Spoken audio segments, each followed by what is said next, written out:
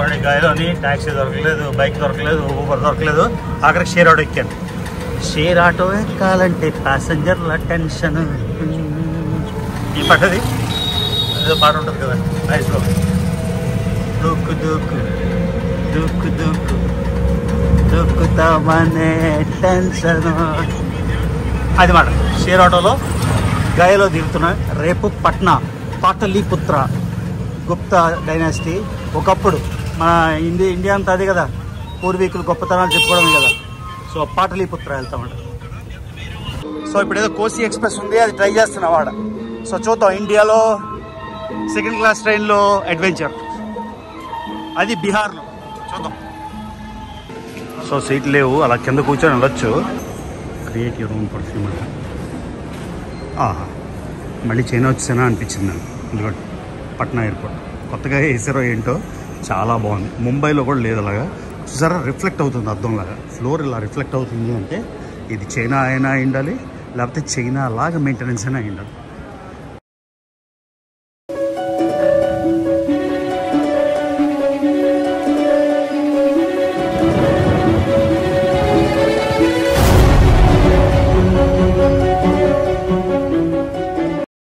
గాయలో పొద్దున్నే చాంద్ చౌరా అనే ఏరియాకి వచ్చాను. ఇక్కడ ఫల్గుని రివర్ ఉంది. ఇక్కడ ఒక కార్యక్రమం చేస్తానన్నారు నాన్న పేరుని. సో ఆయన కోసం మరి ఇక్కడ ఎక్కడో రమ్మన్నారు, నాకు అర్థం కావట్లేదు కానీ వెతుకుతున్నా. నది ఒడ్డుకి వెళ్ళి అక్కడ చూద్దాం. సో దీని పేరు చాంద్ చౌరా. సో చాలామంది అమెరికాలోనే గుళ్ళో చేసేస్తారు, కానీ ఆ సాటిస్ఫాక్షన్ రాదు కదా. ఇక్కడికి వచ్చి చేస్తేనే ఆయనకి సాటిస్ఫాక్షన్, మాకు సాటిస్ఫాక్షన్. అందుకనే వచ్చాం. చూడండి ఇప్పుడు వెళ్తున్నాం. గాయలో అయిపోయింది. అంటే ఆయనకి పెద్ద పంతులు గారితో మాట్లాడితే ఆయన ఏం చెప్తున్నారంటే, మనం ఎక్కడ సంవత్సరీకం చేసినా, కాశీలో చేసినా, వైజాగ్లో చేసినా, శ్రీకాకుళంలో చేసినా, ఏ ఊర్లో చేసినా గయలో చేస్తున్నాం అని చెప్తూ చేస్తారంట. సో బేసిక్గా మెయిన్గా చేయాల్సింది గయలోని. సో అందుకు అది ఎలాగా కాశీలో చేసేసే కానీ మరి గయా గయా గయా అంటారు కదా. సో అందుకని ఇక్కడ కూడా చేసేద్దామని. జీవితానికి ఒకసారి అయినా ఇక్కడ చేయాలంట. ఇక్కడ ఆయన చెప్పిన దాన్ని బట్టి విష్ణుమూర్తి పాదాలు ఇక్కడ ఉన్నాయి గయలోని. అందుకే మీరు పిఠాపురంలో కూడా ఏదో పాద గయ అంటారు కదా. సో ఎక్కడ సంవత్సరం చేసినా, ఎక్కడ పెండాలు పెట్టినా ఆ మంత్రాల్లో చెప్పేది ఇది గయ అనుకొని తీసుకోండి అన్నట్టు చేస్తారన్నమాట. గయ అనుకొని అని. సో గయ అనుకొని చేసినాం ఎందుకు, గయకే వచ్చి చేద్దామని, జీవితంలో ఒకసారి చేయాలని చెప్పారు కాబట్టి ఇక్కడికి వచ్చామన్నమాట. ఇది Phalguni river, Ganga tributary. Okay, so Ganga నుంచి వచ్చే పాయ. సో ఇదిగోండి చేస్తాను.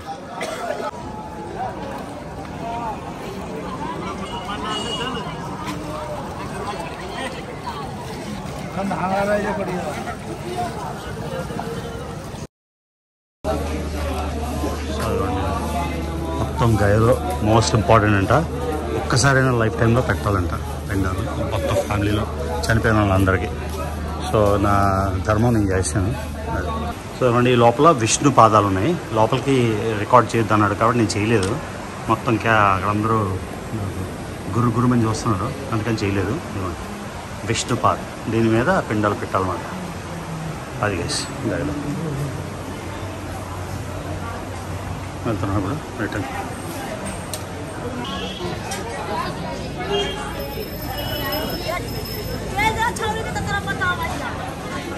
సో గయాలో స్పెషల్ లస్సీ. సో మొత్తం అయిపోయింది, అంతా చేసేసాను. పితృపక్షాలన్నీ అందరూ మన రిలేటెడ్ అందరూ, అన్ని రకాల ఫ్రెండ్స్, ఫ్యామిలీ అందరికీ ఒకసారి చేయాలంట లైఫ్లో. చేసేసి ఇప్పుడు లస్సీ టైం. గయాలో శుభం భూయాత్. సో గయా నుంచి పట్నా. సో ట్రైన్లో వెళ్దామని, రెగ్యులర్ క్లాస్ ట్రైన్లో. ఎప్పుడు ట్రై చేయలే కదా, 25 ఏళ్ళు అయిపోయింది. సో ఇవాళ ట్రై చేద్దాం. ఎందుకంటే ఓన్లీ 92 కిలోమీటర్లు డిస్టెన్స్, కానీ ఎక్కడికి వెళ్ళినా ఏ బస్సు వచ్చినా 4 గంటలు 5 గంటలు తోపిక లేదు మనకి. ప్యాసింజర్ ట్రైన్ ఉంది 3 గంటలు. సో ఇప్పుడు ఏదో కోసి ఎక్స్ప్రెస్ ఉంది, అది ట్రై చేస్తున్నా వాడ. సో చూద్దాం, ఇండియాలో సెకండ్ క్లాస్ ట్రైన్లో అడ్వెంచర్, అది బీహార్లో. చూద్దాం.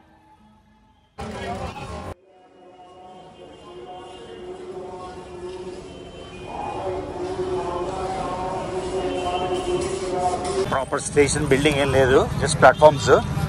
సో అది గైస్, వెల్కమ్ టు బీహార్.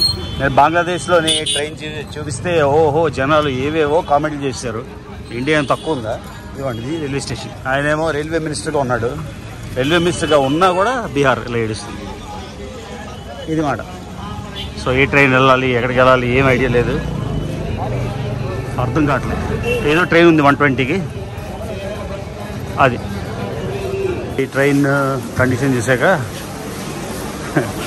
ఏదో అందరూ ఈ ట్రైన్ కండిషన్ చూసాక ఎక్కాలని లేదు. సో వేరే ట్రైన్ వస్తుంది, ఎక్స్ప్రెస్ ట్రైన్. అందులో డబ్బులు ఇచ్చేసి ఎక్స్ట్రా ఏదో మేనేజ్ చేస్తుంది. ఇందులోని 3 గంటలు ప్రయాణం చేసే ఎనర్జీ లేదనుకోవచ్చు, అది విషయం. సో సీట్లు లేవు, అలా కింద కూర్చొని వెళ్ళొచ్చు. కానీ మన ఎక్స్పెరిమెంటల్కి ట్రై చేయడానికి కూడా ఒక హద్దు ఉండాలి. సో ఈ ట్రైన్ అబాండన్ చేసేస్తున్నా. ఇందులో కాకుండా ఎక్స్ప్రెస్ ట్రైన్ ఉంది, అందులో వెళ్తా. అక్కడ కింద కూర్చొని ఓకే, 3 గంటలు ఇలా అరగంట అంటే వెళ్ళొచ్చు. బంగ్లాదేశ్లో వెళ్ళాం కదా, డైరెక్ట్గా కామాఖ్య వెళ్ళిపోతుంది. చాలా వెళ్ళాలని ఉంది కామాఖ్య, అస్సాం. మళ్ళీ 3వ సారి, అంటే 1 ఇయర్ అయిపోయింది కదా, 1 ఇయర్ అయిపోయి రమ్మన్నారు. చూద్దాం. ఇప్పుడు ఫస్ట్ హైదరాబాద్ వెళ్ళాలి, ఇక్కడ నుంచి పట్నా వెళ్తున్నాం, తర్వాత ఎక్కడికి వెళ్తాం చూద్దాం. కామాఖ్య వెళ్ళాలి. ట్రాక్స్ చూపిద్దాం అనుకున్నా, కానీ నాకే చూడడానికి భయం ఉంది కాబట్టి నేను వీడియో తీయను. ట్రాక్స్ మీద ఎలా ఉందో చూపించడానికి నాకే ధైర్యం చాలట్లేదు, కాబట్టి నేను చూడను. ఓకేనా? ఎక్స్ప్రెస్ ట్రైన్కి కూడా చాలా రష్ ఉంది. సో నేను ఏం చేస్తానంటే ఏసీ కంపార్ట్మెంట్ ఎక్కేసి ఎంత ఫైన్ అంటే అంత ఫైన్ కట్టేస్తాను. నా చెమటలు కారిపోతున్నాయి వర్షంలాగా. నిజంగా ఈసారి అయితే ఓపిక లేదు. చైనాలో చేస్తాను. నెక్స్ట్ టైం చైనా వెళ్ళినప్పుడు local train, passenger train, slow ట్రైన్లోనే వెళ్తాం. ఇప్పుడు ఈ వెదర్లోని అస్సలు ఎనర్జీ లేదు. సో తమిళలో నా ఇంటెన్షన్ అదే, టికెట్ కొనుక్కుంది అదే, కాకపోతే ఫైన్ కట్టేసి థర్డ్ ఏసీ ఎక్కేస్తాం. ఓన్లీ 1 hour 50 minutes, 92 కిలోమీటర్లకి 1:50 సూపర్ ఫాస్ట్ అండి. ఏం చెప్తాను, ఒక ట్రైన్లో ఎంతమంది ఎలా పడతారు నాయన. సో రిజర్వేషన్ లేకుండా మనం వెళ్తున్నాం. ఎంత ఫైన్ కట్టాలో, ఎంత ఫైన్ అయినా కట్టేస్తే కానీ ఈసారి మాత్రం నాకు ఎనర్జీ లేదు జనరల్ కంపార్ట్మెంట్లో వెళ్ళడానికి. ఇంకెప్పుడైనా ఈ బ్యాగులు లేకుండా జస్ట్ ఎక్కేసి ఒక స్టేషన్ వరకు వెళ్ళేసి వస్తాను. హాయ్ గైస్, మొత్తానికి గయాలో 2 days అయిపోయింది. నేను వచ్చిన కార్యక్రమం అయిపోయింది, కాశీలోనే అయిపోయింది సంవత్సరికం. గయాలో కూడా జీవితాంతం ఒక్కసారైనా చేయాలంట పూర్వీకులందరికీ. ఆ పని, ఆ అప్లికేషన్ కూడా అయిపోయింది. సో చాలామంది వచ్చి అమెరికాలో గుళ్ళో చేసేయచ్చు, ఇంకెక్కడో చేసేయచ్చు అన్నారు. నేను కూడా అమెరికా వెళ్ళిపోయాను, అంతా మా ఫ్యామిలీ అంతా వెళ్ళిపోయాం. వచ్చి చేయాల్సిన అవసరం లేదు, కానీ సాంప్రదాయం కోసం, ట్రెడిషన్ కోసం వచ్చి ఇవన్నీ ఇంత వేడిలో ఎండలో చేసి మొత్తానికి ఒక సెన్స్ ఆఫ్ సాటిస్ఫాక్షన్ అయిపోయింది. ఇప్పుడు గయలో పని అయిపోయింది కాబట్టి ఇప్పుడు పట్నా, ఒకప్పుడు మగధుల రాజధాని, పాటలీపుత్ర. మన భారతదేశం అంతా వెనక చరిత్ర, గొప్ప చరిత్ర కాబట్టి మొత్తం చిన్నప్పుడు చదువుకున్నాం కదా, రాష్ట్రకూటాస్, ప్రతిహారాస్, పాలాస్, మగధాస్, ఇవన్నీ చదువుకున్నాం కదా. సో మగధ రాజధాని అయిన పాటలీపుత్ర, ప్రస్తుత రోజు పాట్నా. ఎన్నో ఉండేవి, నలంద విశ్వవిద్యాలయం అంతా మగధ రాజ్యంలో. సో ఇంతదాకా వచ్చాం కదా, పట్నా కూడా వచ్చేస్తే పని అయిపోతుంది అని ఇవాళ. పట్నా కేవలం 90 కిలోమీటర్లు, బస్సులోనే 5 గంటలు పడుతుందంట. బస్సులో 5 గంటలు వెళ్ళడానికి ఓపిక లేదు కాబట్టి ఒక ప్యాసింజర్ ట్రైన్ తీసుకొని ఇండియాలో, బంగ్లాదేశ్లో చేసాం, గుర్తుందా? బంగ్లాదేశ్లో చేసాం, గుర్తుందా? ఒక ట్రైను, లోకల్ ట్రైను, బాబోయ్ ఆ పైన కింద అలాగా. సో భారతదేశం ఏం తక్కువ లేదు, ఈజీ. వేరే వాళ్ళ మీద ఎటకారం చేయడం చాలా ఈజీ, వాళ్ళ మీద జోకులు వేయడం ఈజీ. కాకపోతే ఇప్పుడు చూస్తే దానికి మించి బాబులాగా ఉంది ఇండియా. సో ఆ ట్రైన్లు, ఆ స్టేషన్లు, ఆ జర్నీ మీకు చూపిస్తాను. ఓకేనా? ఇవాళ వెళ్ళిపోతున్నాం మనం బీహార్ రాజధాని పట్నా. వచ్చింది ఫైనల్గా ట్రైన్. రైట్ టైం అన్నాక కూడా 40 నిమిషాలు లేట్. 1 o'clock రావాలి, 1:40కి వస్తుంది. స్టేటస్లోనేమో అరైవ్డ్ అని వస్తుంది. ఏం చెప్తాం, Bharatiya rail. So let's try. Already విపరీతంగా ఫుల్గా ఉంది. సో మనకి సీటు దొరుకుతుంది లేదు, గ్యారంటీ లేదు, కానీ ఇక్కడే అలాగే.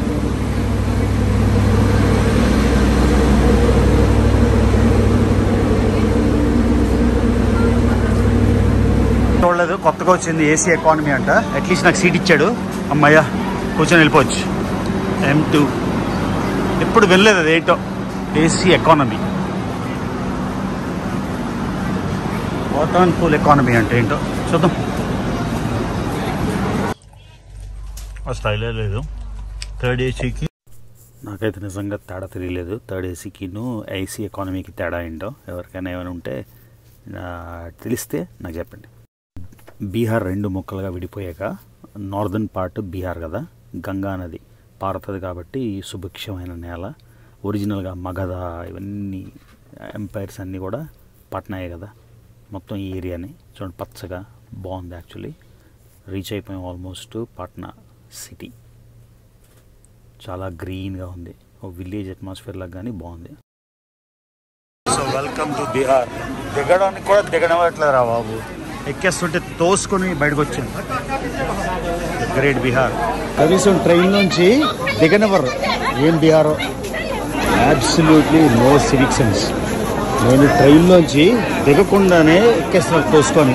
చూడండి, ట్రైన్లోంచి దిగలేకపోతున్నారు ఎవరు. ఆఖరికి నా సూట్ కేసులు అడ్డేసి ఆడవాళ్ళని చూడకుండా కూడా తోసి దిగాల్సి వచ్చింది నాకు. లేకపోతే ఆ ట్రైన్లోని వేరే ఊరు వెళ్ళాల్సి వస్తుంది. ఏందో చూడండి పట్నాలో.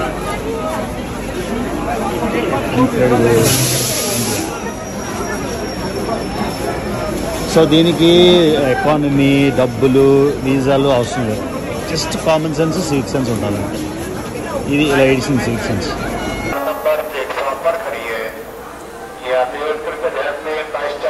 వచ్చేసాం గాయ్స్, పాటలీపుత్ర. ఎన్నో రాజధానులకి, ఎన్నో పెద్ద పెద్ద వాటికి రాజధాని, పెద్ద పెద్ద సామ్రాజ్యాలకి పట్నా జంక్షన్. చూసారా? So feeling good. ఎప్పుడు రాలే పట్నా ఊరు, బీహార్లోకి వచ్చా కానీ. Nice Patna station. పాట్నా ఇదిగోండి అక్కడ పెట్టేశారు ఎదురుగా చంద్రగుప్త మౌర్య కనిపిస్తుంది ఆ మధ్యలో. అక్కడ బోధి వృక్ష, బుద్ధ ఎక్కడ నిర్వాణ చెందారో. చాణక్య చంద్రగుప్త. బాగుంది స్టేషన్, థీమ్ బాగుంది.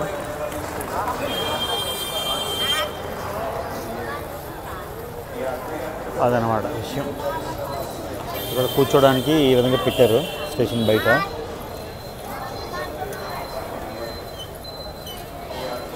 అది విషయం. అండ్ ఇండియా జెండా వెరీ నైస్. 28 అది విషయం. ఓకేనా? కానీ పట్నా చేరుకున్నాం. ఇప్పుడు ఏం చేయాలి పట్నాలో తెలీదు. 1 డే ఇక్కడ మరి ఇవాళ రాత్రి వెళ్ళిపోవడం ఎందుకని 1 డే ఉందాము అని వచ్చాను. చూద్దాం పట్నాలో ఏమైనా ఉందేమో చూడడానికి. గంగానది ఉంది కదా, ఆ గంగానది ఒడ్డుకి వెళ్ళి చూద్దాం.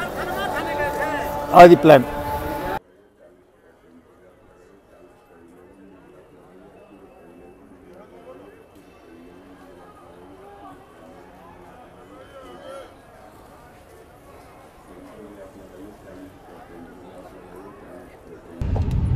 भाई आपका नाम क्या है?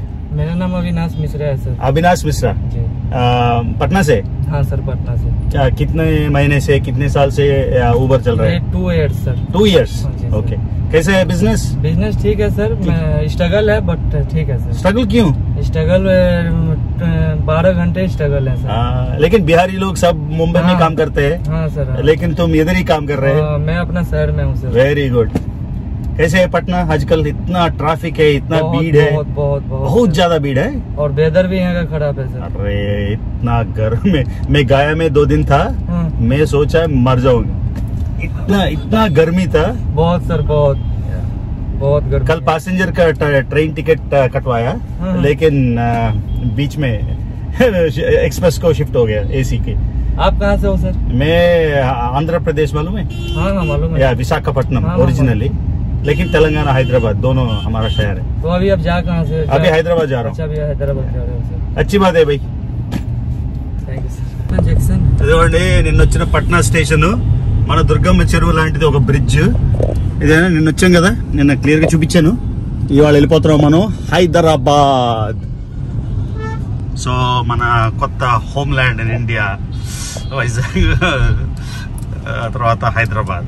ఏ క్యా హై మస్జిద్? ये मस्जिद है। बड़ा वाला कौन सा नाम? ये बगल में राम है, बगल में रहीम है। ओह राम रहीम, राम रहीम। अच्छी बात. అమ్మా ఏం వేడి, ట్రాఫిక్ అసలు పిచ్చి పిచ్చిగా ఉంది. ట్రాఫిక్ మెంటల్ ఎక్కిపోతుంది నిజంగా పట్నంలోని. మరి ఇంత డెవలప్మెంట్ చేశారు బాబు గారు. ఇక్కడ ఒక బాబు గారు ఉన్నారు కదా, ఆంధ్రప్రదేశ్ బాబు గారే కాకుండా ఈ బాబు గారు ఏమో చేశారు అని విన్నాం. 20 ఏళ్ళ నుంచి ఉల్టా పుల్టా ఎవరు పవర్లో వస్తే వాళ్ళ వైపు వెళ్ళడం, ఇంత చూసి ఏదేదో అయిపోయింది అనుకున్నాం. చూస్తే ఇంత డెవలప్మెంట్ అయ్యాక అలా ఉంది అంటే 20 ఏళ్ళు బ్యాక్ ఎలా ఉండేదో జస్ట్ ఊహించుకోండి. వెళ్ళిపోతున్నాం మన తెలుగు రాష్ట్రాలకి. హైదరాబాద్ అంటే విపరీతంగా లవ్ అయిపోయింది.